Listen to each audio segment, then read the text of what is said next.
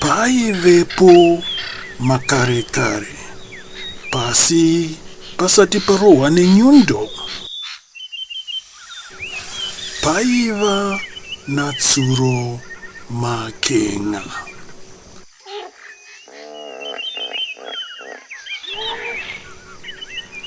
Rimwe gore Tsuro akaita nzara. Kunzvimbo kwaaigara kwanga kusisina chikafu.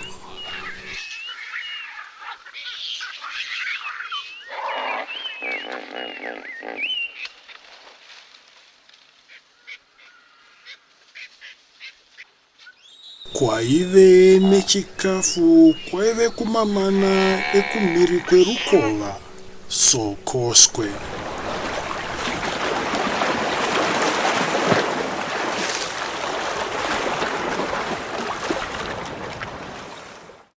Nzara yakatanga kumubvunza mutupo. Chekuisa mukanwa pakanga pasisina. Asika muna Sokoswe umu maive nevabapatyuro. Maisapindika chekumhanya. Maive neMakarwe waiva musha weNGANO.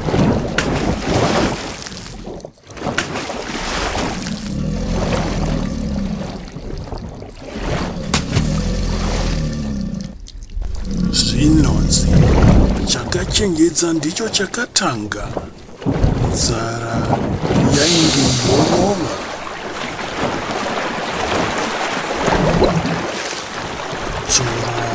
Akaziva kuti akaramba akadai pake paingepopera.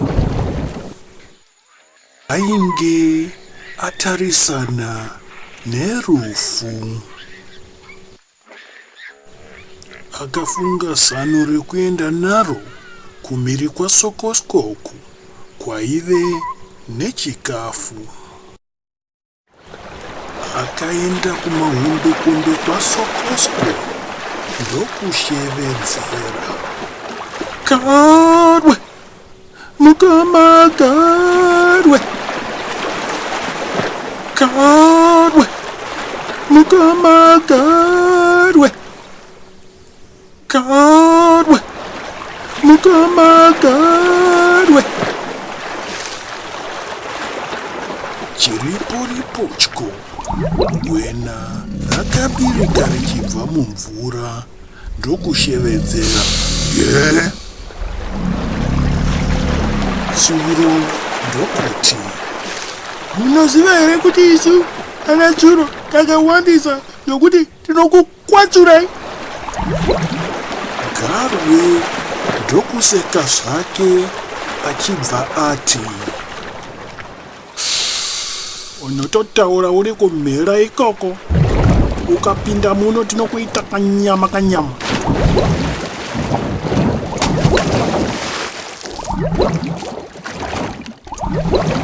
Tsuro ndokuti, aiwa mabi yangu, isu takawanda kukupfuurai, ndisu totokukwapayidza ai. Zvikanzi naGarwe nemanyen'e mufanani kuwanda inini. Seka zvako mwana wadziva, iye usatidichire.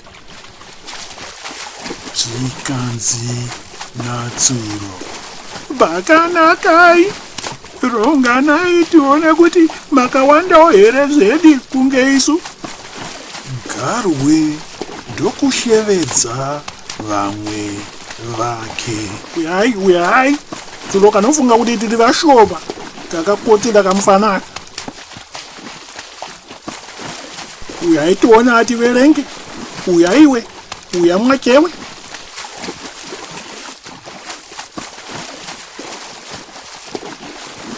Newewe uya newe futi nemyaombarume kati uyetese. Uyai tiona ativerenge. Uyaiwe uya mwachewe.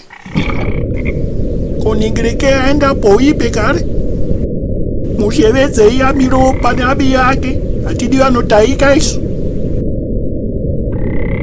Makarwe emuna Sokoswe akauya akaungana ese.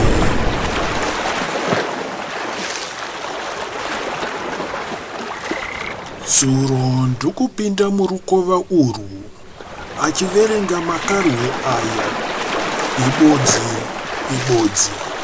Posi 2 3 4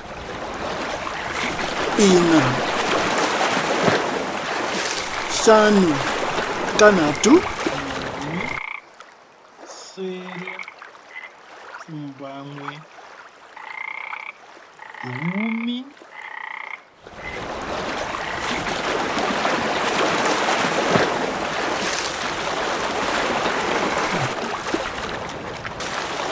11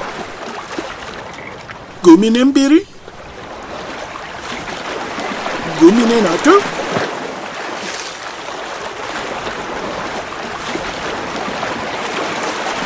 kasvika kumhiri kwaSokoswe.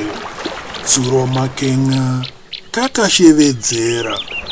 Makarwe makapusa